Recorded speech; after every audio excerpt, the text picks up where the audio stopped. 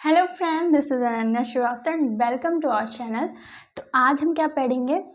आज हम पढ़ने वाले हैं हमारी फिजिक्स का एक चैप्टर जो कि है विद्युत धारा का चुंबकीय प्रभाव यानी magnetic effect of electric current. ठीक है, इसका आज हम देखेंगे वन शॉट यानी क्विक रिवीजन शॉट है। फटाफट से सारी चीज़ें खत्म हो जाएंगी एंड आपको सारी चीज़ें समझ में आ जाएंगी। इस चैप्टर में जितनी भी इंपॉर्टेंट चीज़ें हैं सारी चीज़ें आज हम देखेंगे इस वन शॉट के अंदर। ठीक है, तो एंड तक बने रहना एंड अगर ये वीडियो अच्छा लगे तो प्लीज़ लाइक करना, चैनल को सब्सक्राइब करना एंड वीडियो को शेयर करना। ठीक है, चलिए स्टार्ट कर, सारी चीज़ों के ऊपर बात करेंगे। So let's get started. तो सबसे पहले बात हम करते हैं इस चैप्टर में चुंबक की। ठीक है, किसकी बात कर रहे हैं? चुंबक यानी मैग्नेट। ये मैग्नेट होता क्या है? हम सबको पता है कि जो चुंबक होता है वो लोहे की चीज़, स्टील की चीज़ या इनसे बनी चीज़ों को अपने ओर अट्रैक्ट करता है यानी आकर्षित करता है। ठीक है, तो चुंबक हम सबको पता है कि चुंबक क्या है? एक ऐसा पदार्थ है जो कि लोहे से बनी चीज़ या स्टील से बनी चीज़ या ठीक है और अन्य चीज़ों को क्या करता है? अपनी ओर आकर्षित करता है। ठीक है, तो क्या करता है? आकर्षण का काम करता है। देखो, मैं यहाँ पे आपके शॉर्ट नोट्स भी बनवा रही हूँ। ठीक है, तो ऐसे ही बनाना ताकि आप एग्जाम में इजीली रिवाइज कर सको जल्दी से। ठीक है, तो चुंबक क्या है? ये आकर्षण करता है। क्या किसको आकर्षण करता है? किसको आकर्षित करता है? लोहे व इससे बनी चीज़ें, इससे बनी चीज़ें आदि को क्या करता है? आकर्षित करता है। ठीक है, ऐसे ही आपको नोट्स बनाने हैं, अभी शॉर्ट नोट्स बनाने हैं। ठीक है, तो ऐसे ये आकर्षित करता है। अब कैसे चुंबक होते हैं? तो जैसे क्षण चुंबक, ठीक है, एक होती है हॉर्स शू शेप चुंबक जो कि ऐसे होती है, आप सबने देखा होगा, है ना। तो इस चुंबक क्या कहते हैं? घोड़े की, या फिर आप कह सकते हैं इसे नाल चुंबक। ठीक है, नाल चुंबक। ठीक है, फिर एक होती है हमारी दंड चुंबक। ठीक है, ऐसे ही बहुत सारे चुंबक होते हैं आदि। ठीक है, इनके शेप के आधार पे हम इन्हें पहचानते हैं। एक ऐसा वस्तु है जो लोहे की चीज, स्टील की चीज, इन सब चीजों को आकर्षित करता है। ठीक है, अब ये चुंबक दो तरीके से मिलते हैं। ठीक है, इसके प्रकार, एक होता है कृत्रिम चुंबक, कृत्रिम, और एक होता है प्राकृतिक। अब आपको इसके नाम से ही पता चल गया होगा, जो कृत्रिम चुंबक होगा वो हम मनुष्यों द्वारा बनाया गया है। ठीक है, जो प्राकृतिक चुंबक है वो हमें पहले से ही इस नेचर में मिलता है। ठीक है, अब इन दोनों से सबसे ज्यादा प्रबल आकर्षण रहता है कृत्रिम का। ये क्या होता है? प्रबल होता है, प्रबल आकर्षण होता है इसका। ठीक है, जबकि प्राकृतिक चुंबक का आकर्षण उतना प्रबल नहीं होता। ठीक, अब है इसके गुण। ठीक है, इसके क्या गुण यानी प्रॉपर्टीज क्या होती है चुंबक की? तो चुंबक पहली प्रॉपर्टीज कि लोहे की चीजों को आकर्षित करता है, तो आप ये भी लिख सकते हो। ठीक है, सेकंड चीज, ठीक है, सेकंड चीज क्या होगी कि ये जो चुंबक है इसके सजातीय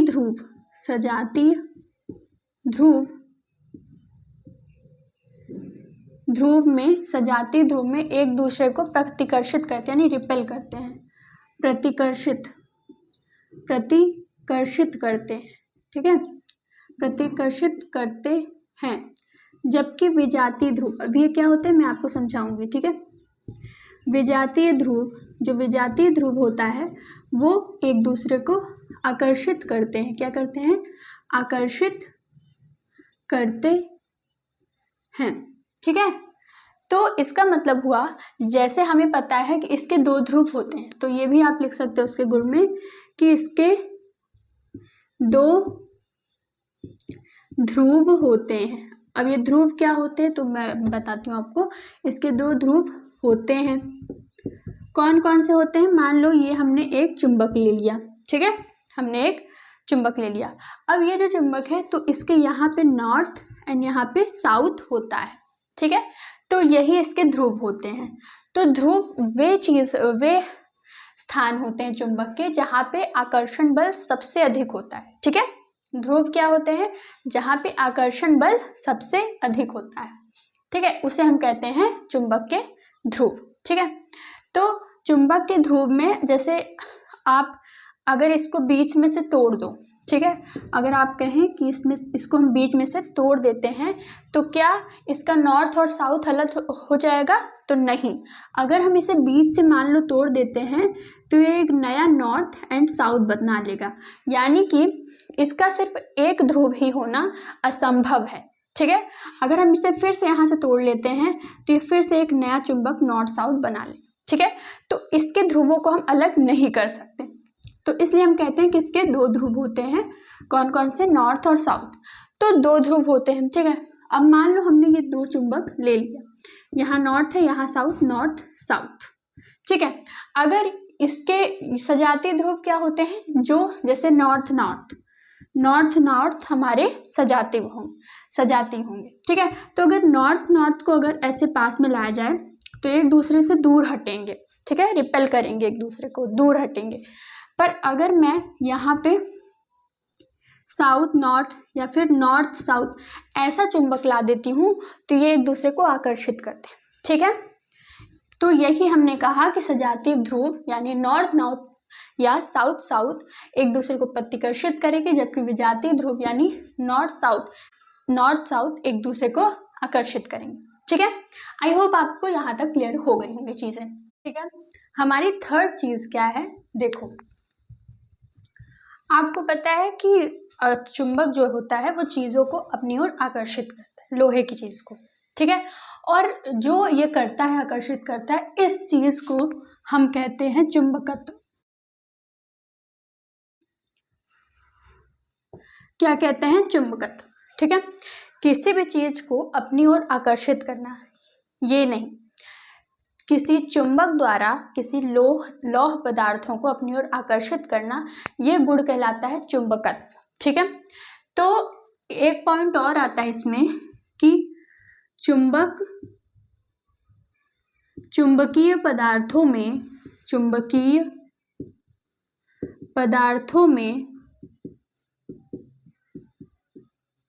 प्रेरण द्वारा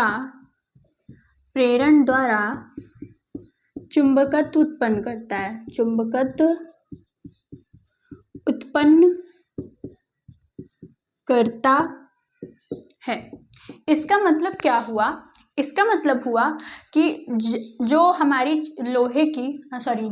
ये चुंबक की प्रकृति है, लोहे की चीजों को अपनी ओर आकर्षित करना, इसे हम चुंबकत्व कहते हैं। तो चुंबकीय पदार्थों में प्रेरण क्या होता है? प्रेरण वही होता है, जैसे आप अगर किसी अच्छे बच्चे के साथ में रह रहे हैं, संगति में रह रहे हैं, तो आप अच्छा सीखते हैं, एंड अगर आप किसी गंदे बच्चे के साथ में रह रहे हैं तो आप बुरा सीखते हैं, जो आपके पेरेंट्स आपको हमेशा सिखाते रहते हैं, है ना। तो वो आपसे कहते हैं कि इसके साथ मत रहो, नहीं तो तुम भी बिगड़ जाओगे, है ना। तो वैसे ही अगर कोई बहुत शक्तिशाली चुंबक है, ठीक है, मान लो ये बहुत शक्तिशाली, बहुत ज़्यादा पावरफुल चुंबक है, ठीक है, बहुत ज़्यादा पावरफुल है इसकी अट्रैक्शन की क्षमता। तो अगर हम यहाँ पे किसी नर्म लोहे की क्रोड, क्या है ये हमारा नर्म लोहा है, ठीक है, जिसकी एक छड़ हमने ले ली है। ये नर्म लोहे की क्रोड को अगर हम इस पावरफुल शक्तिशाली चुंबक के पास रख देंगे तो प्रेरण यानी इंडक्शन, इसका मतलब है कि इसके संगत में आने से इसके अंदर भी चुंबकत्व का गुण आ जाता है। इसके अंदर भी क्या आ जाएगा? गुण। किस चीज का? चुंबकत्व। और चुंबकत्व का गुण अगर किसी चीज के अंदर है तो इसका मतलब वो भी लोहे की चीजों को अपनी ओर आकर्षित करेगा, ठीक है। तो ऐसे हमारी चीजें हैं, ओके। तो ये आपके हो गए गुण। अब है आपका चुंबकीय क्षेत्र, ठीक है। तो ये आपका फर्स्ट पॉइंट था। अब हम सेकंड पॉइंट यहाँ पढ़ने जा रहे हैं, ठीक है। तो अब हम पढ़ेंगे चुंबकीय क्षेत्र। क्या पढ़ने वाले हैं? चुंबकीय क्षेत्र। तो चुंबकीय क्षेत्र क्या होता है कि किसी चुंबक के चारों ओर का वह स्थान जहाँ पर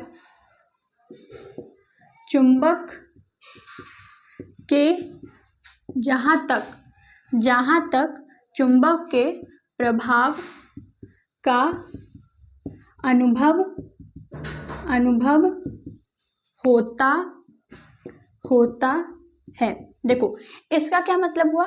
देखो अगर हमने कोई मैग्नेट यहाँ पे रखा है, ठीक है, तो हमें पता है कि जब हम इसके इतनी पास ला के रखेंगे कोई वस्तु लोहे की, तभी इसे अट्रैक्ट करेगी, ठीक है।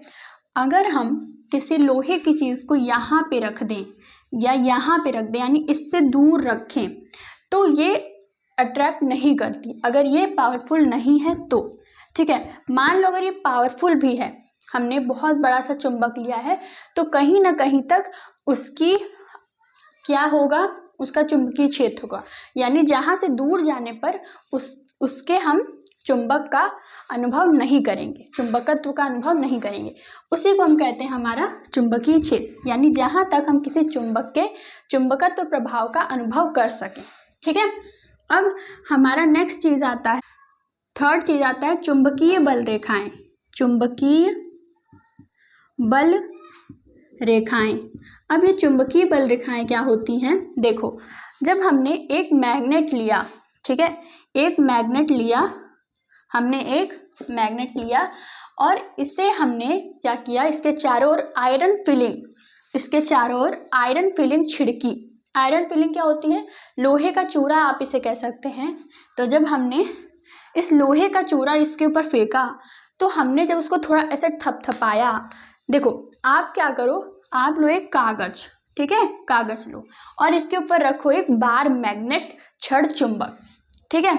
उसके बाद आप क्या करो, इस पे आयरन फिलिंग डालो। तो आप जैसे ही इसको ऐसे से थपथपाओगे कागज की तली को, वैसे ही कुछ रेखाएं आपको देखने को मिलेंगी, जो कि किस प्रकार रहेंगी, जो कि इस प्रकार रहेंगी, ठीक है, इस प्रकार आपकी रहेंगी, ठीक है, इस प्रकार रहेंगी। इसी को हम क्या कहते हैं, इसी को हम कहते हैं चुंबकीय बल रेखाएं। जिस जगह पे चुंबकीय बल रेखाएं की संख्या अधिक होगी, देखो यहाँ से करोड़ों लाखों ऐसे होती हैं, ठीक है। तो जिस जगह चुंबकीय बल रेखाओं की संख्या अधिक होगी वो बल ज़्यादा आकर्षण करेगा, और जिस जगह चुंबकीय बल रेखाओं की संख्या कम होगी उस जगह हमें न्यूनतम बल का आकर्षण का अनुभव होगा, ठीक है। अब इन चुंबकीय बल रेखाओं का कुछ गुण होता है, ठीक है। ये काल्पनिक रेखाएं हैं, पर अगर आप इसमें आयरन फिलिंग डालें तो ये बन जाती है ऐसी रेखाएं, ठीक है। तो अब है इसके गुण, ठीक है, चुंबकीय बल रेखाओं के गुण। आपने नोटिस किया होगा ये चुंबकीय बल रेखाएं यहाँ उत्तर से निकल रही हैं एंड दक्षिण की ओर जाके एक बंद वक्र बना रही हैं, ठीक है। तो हम गुण में लिखेंगे कि चुंबकीय बल रेखाएं उत्तर से निकलती हैं व दक्षिण तक बंद वक्र बनाती हैं, ठीक है। उत्तर से निकलती हैं दक्षिण की तरफ, ये देखो यहाँ से उत्तर से ये निकल रही है, नॉर्थ से निकल रही है एंड साउथ तक ऐसे पूरा बंद वक्र बनाती हैं, तो ये बंद वक्र बनाती हैं, ठीक है। सेकंड देखो, ये तो इसका हो गया फर्स्ट। सेकंड देखो कि ये चुंबकीय बल रेखाओं की संख्या जिधर अधिक होगी, ठीक है, ये आप लिख लेना, चुंबकीय बल रेखाओं की संख्या जिधर अधिक होगी वहाँ आकर्षण का अनुभव हमें ज़्यादा होगा, एंड जिधर कम होगी वहाँ आकर्षण का अनुभव कम होगा, ठीक है। आप ये लिख लीजिएगा। फिर दो बल रेखाएं एक दूसरे को कभी भी नहीं काटती हैं, ठीक है। आप देखिए यहाँ पे दो बल रेखाएं एक दूसरे को नहीं काटती हैं, तो हम ये भी लिखेंगे कि दो बल रेखाएं एक दूसरे को नहीं काटती हैं। ठीक है। अब देखो कि चुंबकीय बल रेखाएं एक दूसरे समांतर होती हैं, एक दूसरे के समांतर होती हैं एंड समान दूरियों पे होती हैं। ठीक है, क्या होती हैं? समांतर व समान दूरियों पर होती हैं, समान दूरियों पर होती हैं। ठीक है, समांतर होती हैं एंड समान दूरियों पे होती हैं। कौन? चुंबकीय बल रेखाएं। ठीक है, अब देखो 4 कि आपने पढ़ा होगा मैथ्स में स्पर्श रेखाएं। अगर नहीं पढ़ा तो मैं बता देती हूँ। अगर कोई यहाँ पे गोला है, ठीक है, कोई वृत्त है एंड यहाँ से हम एक बिंदु माने और इस बिंदु से एक ऐसे कोई रेखा खींचें तो ये हमारी क्या होती है? टेंजेंट लाइन यानी स्पर्श रेखाएं। ठीक है, आप रचना वाले चैप्टर में इसे पढ़ेंगे। ठीक है, तो अगर हम किसी इसके बल रेखाओं से कहीं से एक स्पर्श रेखा खींचे यानी कि क्षेत्र रेखाओं की इसे मैं थोड़ा सा नीचे कर देती हूँ। ठीक है, तो क्षेत्र रेखाओं के किसी बिंदु पर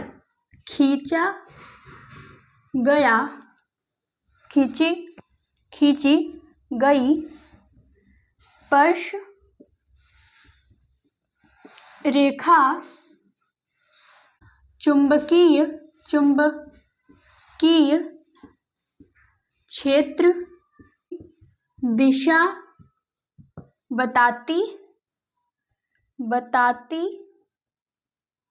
है। ठीक है, इसका क्या मतलब हुआ? देखो, इसका मतलब हुआ कि ये हमारी जो ये क्षेत्र रेखाएं बल रेखाएं हैं, तो अगर इसके किसी एक पॉइंट से, किसी भी पॉइंट से, देखो यहाँ से कहीं से भी आप स्पर्श रेखा खींचो तो ये स्पर्श रेखा क्या करेगी? ये हमें चुंबकीय क्षेत्र रेखाएं, चुंबकीय बल रेखाओं की दिशा बताएगी। देखो, अगर हमने ऐसे लाइन खींची तो इसका मतलब ये रेखाएं ऐसी जा रही हैं। ठीक है, ऐसे जा रही हैं। ठीक है, तो देखो एक चीज और है कि ये जो मैंने आपको बताया, दो बल रेखाएं एक दूसरे को कभी नहीं काटती। तो देखो, अगर काटती, बाई चांस मान लो अगर काटती, आपको यकीन नहीं है, मान लो काट रही हैं, तो काटती तो यहाँ पे दो स्पर्श रेखाएं बनाई जाती जो कि असंभव है। ठीक है, अगर मान लो कभी ये क्या करती, एक दूसरे को काटती स्पर्श रेखाएं, तो वहां पे दो हम स्पर्श रेखा बना सकते थे जो कि असंभव है, इसलिए ऐसा नहीं होता है। ठीक है, तो ये हो गई हमारी चुंबकीय बल रेखाओं के गुण। आप इसका परिभाषा कैसे लिख सकते हो, डेफिनेशन कैसे लिखते हो कि चुंबकीय बल रेखाएं वह काल्पनिक रेखाएं हैं जहां तक हम चुंबकीय बल का अनुभव कर सकते हैं। ठीक है, यदि चुंबकीय बल रेखाएं एक दूसरे के समीप होंगी तो वहां पे चुंबकीय बल बहुत अधिक होगा, अगर दूर होंगी तो चुंबकीय बल बहुत ही न्यून होगा। ठीक है, यानी कम होगा। अब देखो यहाँ पे हम देख सकते हैं कि यहाँ पे चुंबकीय बल रेखाओं की संख्या बहुत ज़्यादा है। इसका मतलब नॉर्थ और साउथ यानी ध्रुवों पे हमारी चुंबकीय बल का अनुभव बहुत अधिक कर सकते हैं हम। ठीक है, चलो अब बढ़ते हैं अपने नेक्स्ट टॉपिक पे। अब हम पढ़ेंगे हमारा नेक्स्ट टॉपिक। ठीक है, मैंने उन चीज़ों को इरेज कर दिया है एंड वो चीज़ें आपको कहाँ मिलेंगी, यानी नोट्स आपको कहाँ मिलेंगे?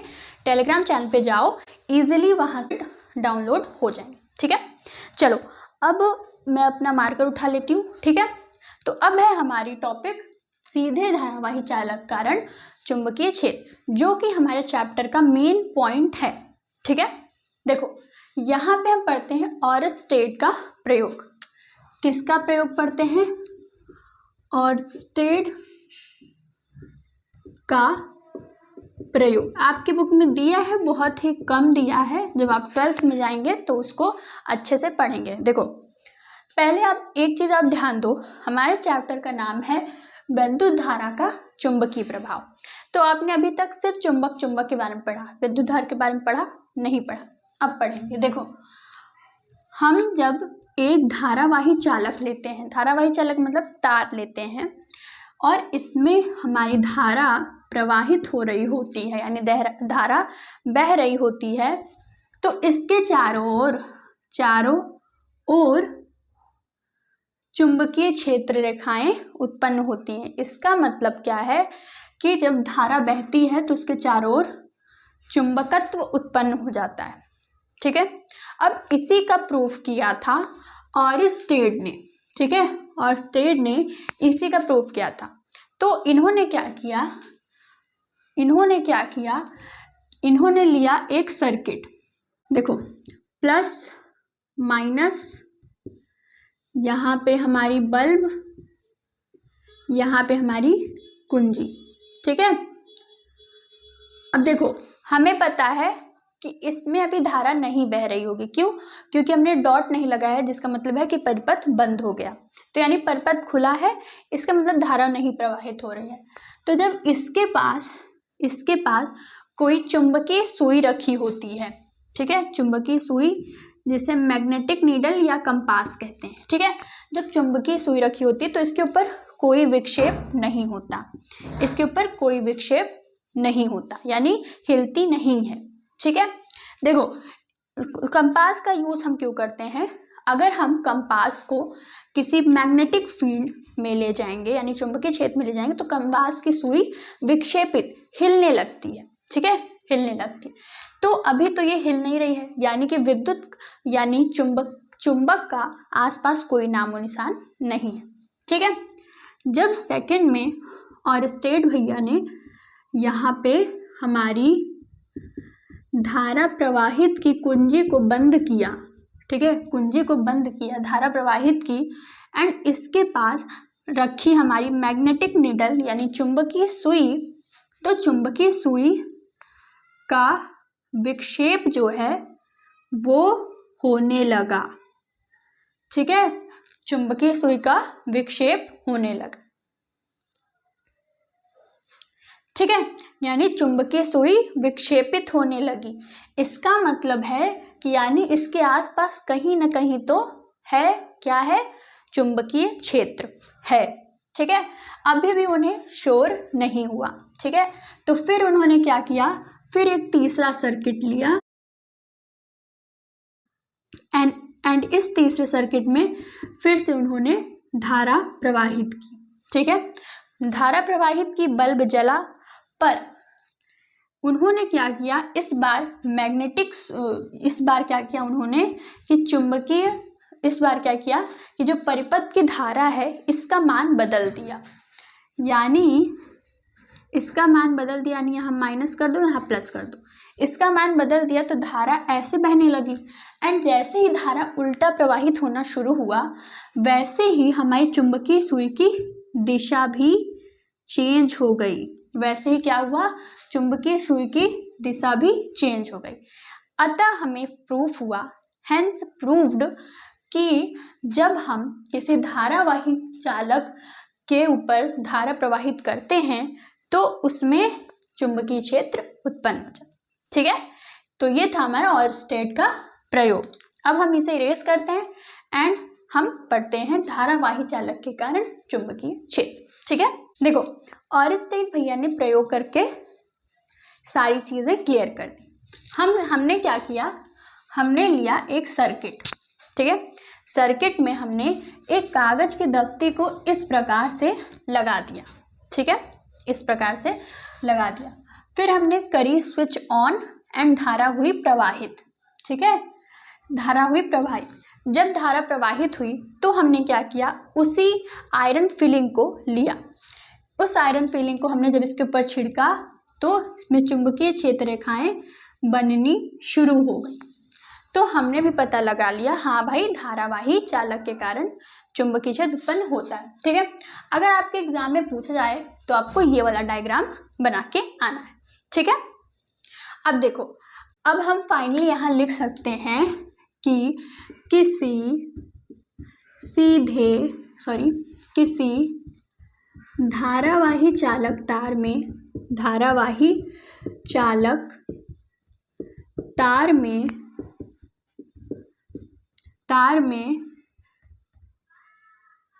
तार में चारों ओर चुंबकीय क्षेत्र उत्पन्न हो जाता है। ठीक है, अब ये किन किन बातों पर निर्भर करता है? देखो, ये आखिरकार निर्भरता किन किन बातों पर निर्भर करता है। तो अब जितना धारा का मान बढ़ाएंगे उतना ही चुंबकीय क्षेत्र बढ़ जाएगा। ठीक है, यानी बी क्या है? बी है यहाँ पे चुंबकीय बल या फिर चुंबकीय क्षेत्र आप कह सकते हैं। समानुपाती, मैंने आपको समानुपाती अनुक्रमानुपाती का मतलब अच्छे से समझाया है। कहाँ पे? विद्युत धारा के वन शॉट रिवीजन लेक्चर में। ठीक है, वहां से आप जाके अच्छे से देख सकते हैं। तो यहाँ पे निर्भरता क्या है? बी समानुपाती होता है, यानी आई के। आई क्या है? धारा है एंड बी क्या है? चुंबकीय क्षेत्र है। ठीक है, यानी अगर हम चालक तार में जितना धारा बढ़ाते जाएंगे उतना ही चुंबकीय क्षेत्र बढ़ता जाएगा। ठीक है, फिर है हमारा चुंबकीय क्षेत्र अनुक्रमानुपाती होता है 1/r। इसे हम कहते हैं समानुपाती होता है 1/r के, यानी कि r क्या है? यहाँ है चालक तार से दूरी। ठीक है, यानी अगर हम इस चालक तार से दूर होते जाएंगे, जितना दूर होते जाएंगे उतना ही चुंबकीय क्षेत्र कम होता जाएगा। ठीक है, अब जब हम इन दोनों को साथ मिलाते हैं तो समीकरण 1 व समीकरण 2, समीकरण 1 व 2 से B समानुपाती I/R। ठीक है, B समानुपाती I/R। यहाँ से जब हम समानुपाती का चिन्ह हटाते हैं तो यहाँ पे KI/R आता है। K को हम कहते हैं μ0/2π। ठीक है, μ0/2π, जिसका फॉर्मूला होता है 2 × 10⁻⁻7। ठीक है, 2 × 10⁻⁻7। इसे हम B = μ0/2π I/R भी लिख सकते हैं एंड ये हमारा फॉर्मूला हो जाता है। ठीक है, तो ये आपका ये वाला टॉपिक भी यहाँ पे होता है क्लियर। फटाफट से सारी चीज़ें हमने इस वाले टॉपिक में देख लिए। ठीक है, अब हमें देखना है कि आखिरकार ये जो चुंबकीय धारावाही चालक के कारण धारावाही चालक कारण चुंबकीय क्षेत्र है, इसकी दिशा कैसे ज्ञात करेंगे, यानी हमें कैसे पता चलेगा। ठीक है, कैसे पता चलेगा कि चुंबकीय क्षेत्र किस तरफ है, इसकी दिशा क्या है। ठीक है, तो यहाँ पे हम पढ़ते हैं मैक्सवेल, क्रिकेट वाले भाई साहब नहीं हैं ये। ठीक है, तो मैक्सवेल का दाएं हाथ के अंगूठे का नियम। ठीक है, दाएं हाथ के अंगूठे का या दाएं हाथ का नियम। तो मैक्सवेल भैया जी थे, इन्होंने दाएं हाथ का नियम दिया। क्या कहा इन्होंने कहा कि अगर कोई धारावाही चालक तार है, सीधा तार है, तो अगर हम इसे कुछ इस प्रकार पकड़ें कि हमारी अंगूठा जो है, हाथ का अंगूठा जो है, हमारा अंगूठा जो है हाथ का, वो धारा की दिशा में, और उंगलियां अगर अंगूठा धारा की दिशा में होंगी तो अंगुलियां क्या करेंगी? अंगुलियां की लपेटों की जो स्थिति है। ठीक है, जब हम अंगुलियां लपेटते हैं ऐसे, तो जब हम देखो, ये मान लो कोई तार है। ठीक है, तार है, इसमें धारा ऊपर बह रही है। ठीक है, तो हम कहेंगे कि हम इसे इस प्रकार पकड़ लेंगे, हम कहेंगे कि इसमें धारा ऊपर की ओर है।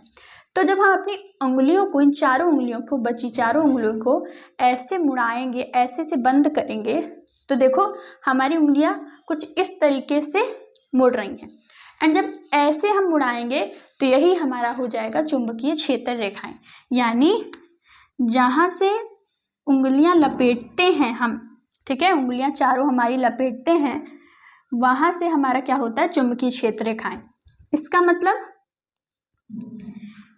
चुंबकीय क्षेत्र रेखाएं ऐसे होता है, ठीक है, ऐसे हमारा होता है, ठीक है।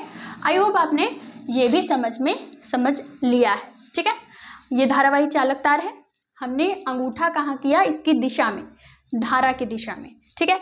एंड जब उंगलियां हमने लपेटी तो उंगलियों के लपेटने की जो स्थिति थी, हमने ऐसे लपेटा तो ये हमारी हो जाएगी चुंबकीय क्षेत्र रेखाएं, ठीक है। ये हमें बताया था, दाएं हाथ का नियम से पता चला था, मैक्सवेल ने बताया था, ठीक है। तो अब मैं इसे भी इरेज करती हूँ एंड हम बढ़ते हैं अपने नेक्स्ट टॉपिक के ऊपर, ओके। सारी पीडीएफ आपको मिल जाएगी टेलीग्राम चैनल पे फ्री ऑफ कॉस्ट, जाके इजीली डाउनलोड कर लो। अच्छा, जाने से पहले मैंने एक चीज तो आपको बताया ही नहीं, क्या नहीं बताया मैंने, इसका मात्रक क्या होगा, ठीक है। कई बच्चे कंफ्यूज होंगे, वैसे आप अपने से मात्रक निकाल सकते हैं इजीली, पर तभी मैं आपको बता देती हूँ, ठीक है। तो इसका मात्रक क्या, मात्रक हो जाएगा न्यूटन अपॉन एम्पियर मीटर, ठीक है। अब मैं फटाफट से इसको इरेज करती हूँ एंड हम बढ़ते हैं अपने नेक्स्ट टॉपिक के ऊपर, ओके। तो अब हम पढ़ने जा रहे हैं विद्युत धारावाही वृत्ताकार पाश कुंडली के कारण चुंबकीय क्षेत्र, ठीक है। ये सर्कुलर लूप होगा, क्या होगा, सर्कुलर लूप, ठीक है। एक पन्ना एंड यहां से हम तार या किसी भी चीज को रखते हैं, जोड़ते हैं एंड इसके ऊपर हम आयरन फिलिंग छिड़कते हैं। जब हम इसमें धारा या कुछ भी चुंबकीय क्षेत्र अगर इसमें होगा तो इसमें चुंबकीय बल रेखाएं बन जाएंगी, ठीक है। ऐसे ही हमारी होती है वृत्ताकार कुंडली। तो ये वृत्ताकार कुंडली है, मान लो ऐसे, ठीक है। ये हमने ऐसे थी, ये कागज लिया, इसको ऊपर किया एंड ये नीचे हो गई, ठीक है। तो ये बीच में एंड इस यहाँ से नीचे से, तो जब हमने ऐसे किया, इसमें अब हमें क्या करना है, धारा प्रवाहित करनी है, ठीक है। तो मान लो हमने ये धारा प्रवाहित कर दी, तो धारा ऊपर जाएगी, ठीक है, ऊपर जाएगी। तब अब हम जब इसमें आयरन फिलिंग डालेंगे तो इसमें भी क्या होने लगेगा, ऐसे ऐसे ऐसे ऐसे ऐसे ऐसे ऐसे ऐसे ऐसे ऐसे ऐसे ऐसे ऐसे ऐसे एंड बीच में से समांतर हमारी क्या होंगी, चुंबकीय क्षेत्र रेखाएं बन जाएंगी, ठीक है। तो इस प्रकार से हमारा क्या बन जाएगा, चुंबकीय क्षेत्र रेखाएं, यानी कि विद्युत धारावाही वृत्ताकार पाश या कुंडली के कारण चुंबकीय क्षेत्र रेखाएं इसके आगे है, रेखाएं संकेंद्री वृत्त बनाती हैं, संकेंद्री वृत्त बनाती है। ये संकेंद्री वृत्त क्या होता है, ऐसा वृत्त, ऐसा सर्कल जो कई सारे सर्कल बने हों एंड उन सब का केंद्र एक हो। जैसे ये, इसका केंद्र भी यही है, इसका केंद्र भी यही है, इसका केंद्र भी यही है। तो ऐसे वृत्त को हम कहते हैं संकेंद्री वृत्त, ठीक है। तो क्या करती है, रेखाएं संकेंद्री वृत्त बनाती हैं तथा बीच में सीधी एवं समांतर रेखाओं के रूप में निरूपित करती हैं, ठीक है। देखो इसका मतलब क्या हुआ, मैंने सारी चीजें लिख दी, अब मैं आपको समझाती हूँ, ठीक है। तो संकेंद्री वृत्त बनाती है, मैंने आपको समझा दिया। आप देख सकते हैं कि इससे मान लीजिए ये हमारा क्या है, केंद्र, ठीक है। एंड इसी केंद्र के बगल बगल आप देख सकते हैं कि सारी संकेंद्री वृत्त बनी हुई हैं। तो ये इसका कहने का मतलब हुआ। फिर इसका ये कह रहा है कि बीच में सीधी और समांतर हो जाती हैं। अगर हम इसे ऐसे निकाल लें तो ये बीच में सीधी और समांतर है, ठीक है। ये कैसी है, बीच में सीधी और समांतर है। तो हम ये कह रहे हैं कि सीधी एवं समांतर रेखाओं के रूप में निरूपित करती हैं। तो इसकी जो बल रेखाएं हैं वो ऐसे होती हैं, ठीक है। अच्छा, अब आप कहोगे और सब तो ठीक है, हमें सारी चीजें समझ में आ चुकी हैं, पर हम इसकी दिशा कैसे निकालेंगे, बताओ, ये तो बताओ दी, ठीक है। इसकी दिशा कैसे निकालेंगे, तो आपको सिंपली मैंने जो मैक्सवेल के हैंड का यूज करके बताया, देखो ऐसा नहीं है कि सिर्फ मैक्सवेल के हैंड से ही होगा, ठीक है। हम अपना अगर दाहिना हाथ ले लें, राइट हैंड ले लें, तो हमसे भी हो जाएगा। तो देखो, अगर हम यहाँ से निकाल लें तो ये तार कुछ ऐसे गया है, देखो ऐसे गया है ना, तो इतना तार यानी सीधा है, इतना तार क्या है, सीधा है। तो देखो, हमने ये धारा की दिशा में अंगूठा को किया, तो अब हम देख पा रहे हैं कि हमारी जो उंगलियां हैं वो ऐसे मुड़ रही हैं या ऐसे मुड़ रही हैं। इसका मतलब इसके अंदर से ऐसे और इसके बाहर से ऐसे होगा, ठीक है। क्या होगा, ये बल रेखाएं होंगी, ठीक है। ओके, आई होप आपको ये भी अच्छे से समझ में आ चुका है। अब अगर इसके धारा के मान को बढ़ाना है, सॉरी, चुंबकीय बल के मान के बढ़ाना है, चुंबकीय बल के मान को बढ़ाना है,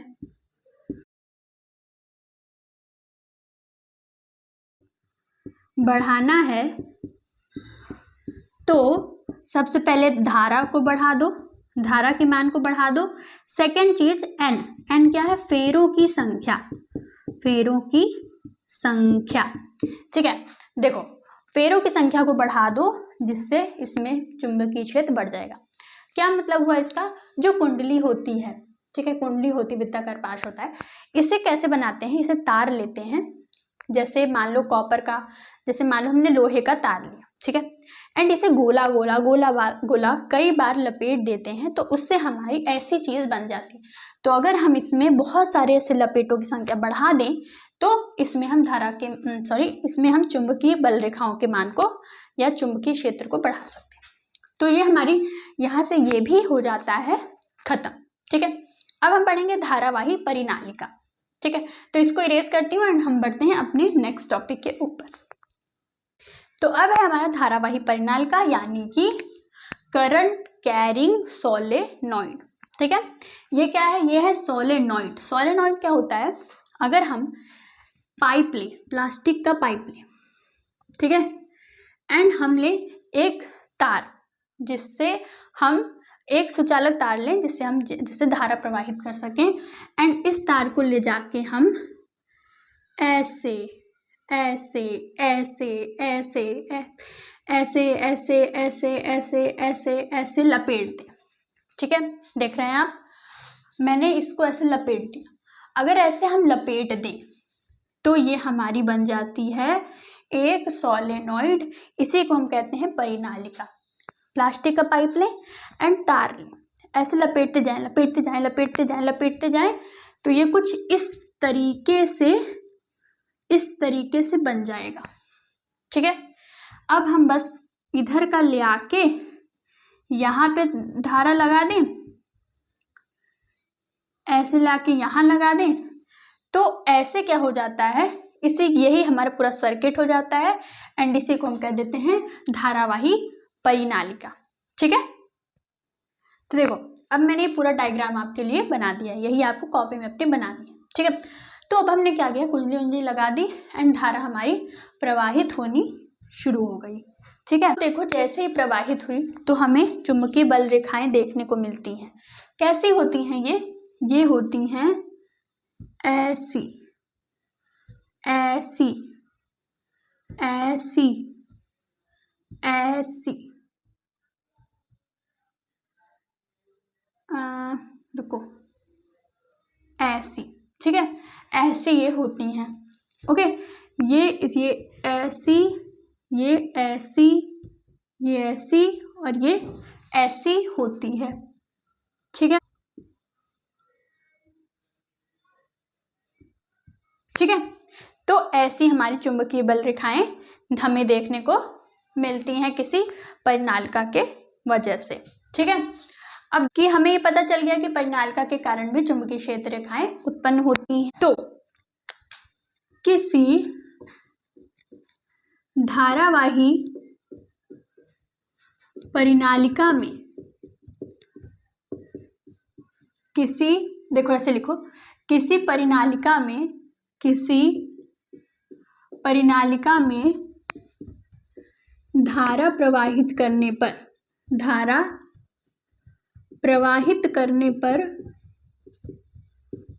पर वह एक दंड चुंबक बार मैग्नेट की भांति व्यवहार करती है। ठीक है, तो जो ये ऐसी होती है धारावाही परिनालिका, ये एक बार मैग्नेट की तरह व्यवहार करती है। अब देखो, कई बच्चे पूछेंगे कि इसका नॉर्थ एंड साउथ पोल किधर है एंड कैसे निर्धारित करेंगे। तो देखो, ये बहुत ही इंपॉर्टेंट टॉपिक है। परिनालिका देखो, धारावाही लिख लो यहाँ पे, धारावाही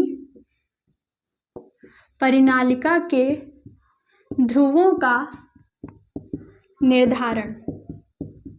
ठीक है, निर्धारण। तो देखो, बहुत ही सिंपल है। आप अपनी उंगली लो एंड हम देखेंगे कि हम क्लॉकवाइज कहाँ से जा रहे हैं। ठीक है, जहाँ से हम जाएंगे क्लॉकवाइज वो होगा हमारा साउथ पोल, जहाँ से हम जाएंगे एंटी क्लॉकवाइज वो होगा हमारा, क्या होगा, नॉर्थ पोल। क्लॉकवाइज का मतलब क्या होता है, यानी घड़ी की दिशा में। घड़ी की दिशा कैसे होगी, मेरी तरफ से तो देखो ऐसे, ठीक है, ऐसे, एंड एंटी क्लॉकवाइज विपरीत दिशा में, ऐसे। ठीक है, तो अब देखें, तो अब हम देखें तो घड़ी की दिशा में इधर से हम जाएंगे। देखो, यहाँ से अगर हम जाएं तो ऐसे ऐसे ऐसे ऐसे ऐसे ऐसे, तो यहाँ से हमें मिल रही है घड़ी की दिशा, यानी क्लॉकवाइज। तो यानी ये हो जाएगा हमारा एस, साउथ पोल। ठीक है, यहाँ से हमें मिल रही है ऐसे ऐसे ऐसे ऐसे, यानी घड़ी की विपरीत दिशा, एंटी क्लॉकवाइज। तो ये हमारा हो जाएगा नॉर्थ पोल। ठीक है, तो ये हमारे ध्रुवों का निर्धारण हो गया है। यहाँ आप लिख सकते हैं कि घड़ी की क्लॉकवाइज दिशा में, यानी घड़ी की दिशा में हमारा होता है साउथ पोल एंड उसकी विपरीत दिशा में हमारा होता है नॉर्थ पोल। ठीक है, ठीक है। शॉर्ट नोट के हिसाब से आप लिख सकते हैं कि clockwise south pole and anti clockwise हमारा होता है नॉर्थ पोल। ठीक है, अब वेरी वेरी इंपॉर्टेंट चीज कि इसमें हम चुंबकीय बल कैसे बढ़ाएंगे, तो हम इजीली बढ़ाएंगे। कैसे बढ़ाएंगे, इजीली। देखो, सबसे पहले हमें ये जो हमने लपेटों की संख्या है इसे बहुत पास पास करना पड़ेगा, यानी लपेटों की संख्या बढ़ाने से, ठीक है, अगर हम पास पास इसको जितना तार को लपेटेंगे उतना ज़्यादा चुंबकीय क्षेत्र बढ़ेगा। फिर हमें पता है कि आई धारा का मान बढ़ाने से फिर क्या होता है, फिर हमें पता है कि जितना हम इसके पास आएंगे चुंबकीय क्षेत्र बढ़ेगा, दूर जाएंगे इससे तो चुंबकीय क्षेत्र का मान उतना ही कम होता जाएगा। ठीक है, एक चीज और है हमारी कि अगर हम किसी नर्म लोहे की क्रोड, मतलब लोहा ले लो, वो नर्म लोहा रहे एंड उसको हम इसके बीच में रख दें, तो भी इसकी चुंबकीय प्रबलता बढ़ जाएगी। तो इसके बीच में नर्म लोहे की क्रोड रखने पर, ठीक है, इसके बीच में नर्म लोहे की क्रोड अगर हम रख देते हैं तो इसमें भी ये जो चुंबकीय बल रेखाएं हैं इसकी संख्या बढ़ जाएगी, इसकी प्रबलता बढ़ जाएगी। ठीक है, अब मैं फटाफट से इसे इरेज करती हूँ एंड हम अपना एक और मोस्ट इंपॉर्टेंट टॉपिक देखते हैं। ठीक है, ये आपको पीडीएफ पूरी की पूरी हमारे टेलीग्राम चैनल पे मिल जाएगी, जाके ज्वाइन कर लेना। ओके, तो अब हमारा एक और टॉपिक, फ्लेमिंग का बाएं हाथ का नियम। अब मैक्सवेल ने अपने दाएं हाथ का नियम दे दिया था, तो फ्लेमिंग बाबा जी भी आ गए अपना बायां हाथ लेके। ठीक है, तो ये मैंने कुछ डायग्राम बनाया है, थोड़ा अटपटा लग रहा है पर चल जाएगा। ठीक है, तो देखो इन्होंने क्या किया, अगर हम अपने बाएं हाथ को लें, ठीक है, बाएं हाथ को लें और अपने बाएं हाथ का अंगूठा इस तरीके से करें, अपनी उंगली को इस तरीके से करें एंड अपनी इस उंगली को इस तरीके से करें, यानी कि यदि हम अपने अंगूठे, बीच की उंगली व सीधी उंगली को एक दूसरे के लंबवत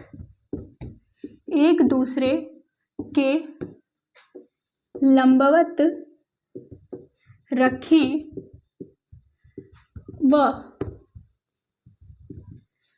हमारी सीधी उंगली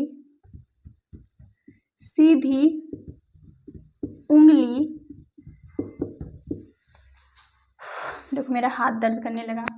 तो सीधी उंगली चुंबकीय क्षेत्र की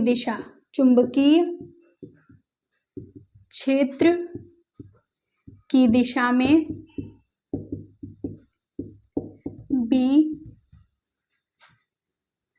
बीच की उंगली धारा की दिशा में यानी आई की दिशा में हो, तो अंगूठा हमें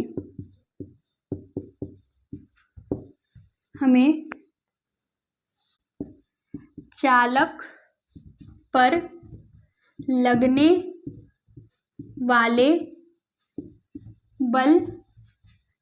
लगने वाले बल की दिशा बताता है।